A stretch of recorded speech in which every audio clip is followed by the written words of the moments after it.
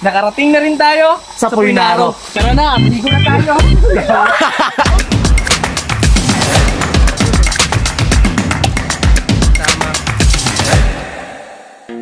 Maraming kadahilanan kung bakit gusto natin maglakbay. Isa na dito ang makalanghap ng sariwang hangin habang nasa mapayapang daan at papunta sa magandang tanawin o kaya sa paliguan. Epic feel. May isang lugar na hindi magpapahuli pagdating sa yamay na kalikasan at siya rin daw ang magpapatunay na hindi sukat ang basihan kung pag-uusapan lang ay ang tunay na kagandahan.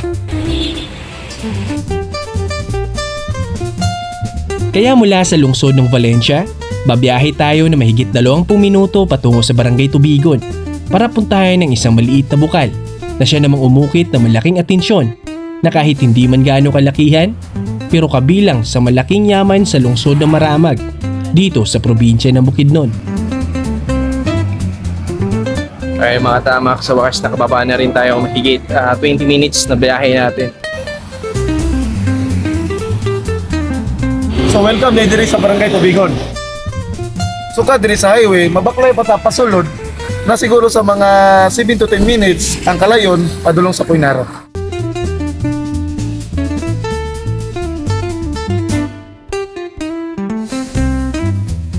Sa mahigit 20 minutes nating biyahe mga tama papunta Barangay Tubigon, maglalakad na naman tayo papasok papunta naman sa Puynaro Spring.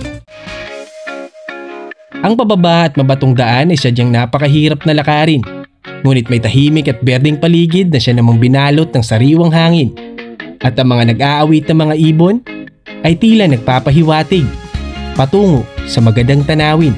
Simula sa nilalakaran natin, makikita natin ang magandang tanawin kung gaano kalawak mismo ang Pulangi River.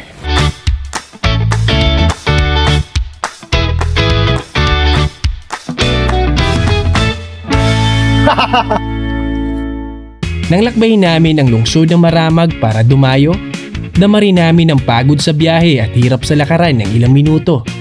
Ngunit napawi ang lahat ng yan nang biglang magpakita ang Puynaro.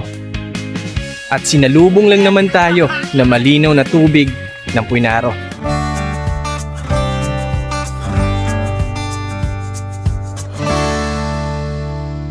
Pagod natin sa biyahe. At sa ilang minuto natin paglalakad, Nakarating na rin tayo sa Puynaro. tara, mananak na ta.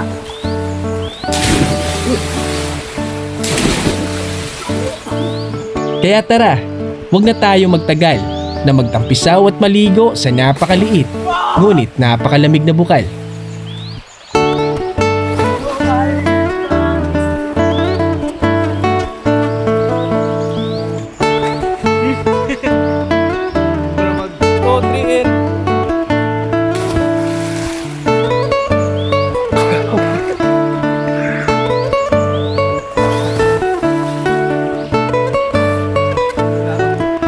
Tugnaw kayo diri mga katamak.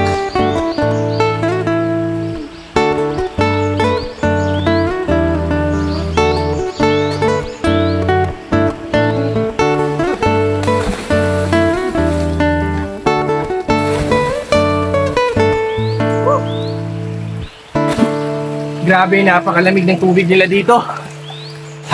Pero bakit ka biglang ng lamig?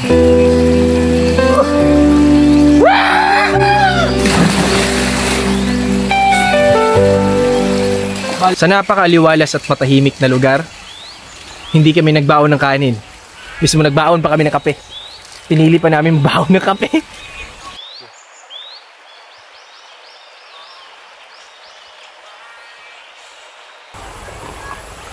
Wala na kami ibang baon kundi kape lang. Tignan nyo nga naman, para uminom ng isang drum. Murag Red Horse.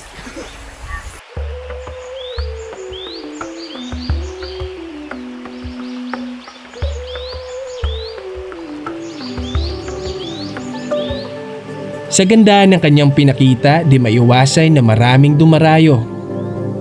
Ngunit sa kabila ng malinaw niyang tubig at mga naglalakihang mga bato, may nakatagong karanasan na ang paliguan ay nakaranas ng pag-aabuso. May mga dayo na masyadong abusado pagdating sa pagtapon ng basura.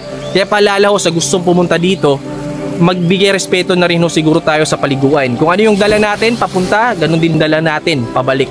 Kasi ang paliguan ay pahingahan, hindi po tapunan ng basura.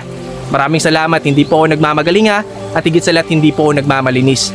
Maging responsable po tayong tao sa kalikasan. Ang paliguan ay walang hinihinging kapalit sa panahong gusto natin magpahinga. Kaya natin siya pinupuntahan para iwan ang mga nararamdamang pagod at sakit. Maliban na lang sa dinadala nating basura. At yun lang mga katamak. Muli ang yumakatang biyahero na wala ibang gusto kundi maglakbay para tignan at hanapin ang mga nakatagong yaman Sa sariling bayan. Bye-bye.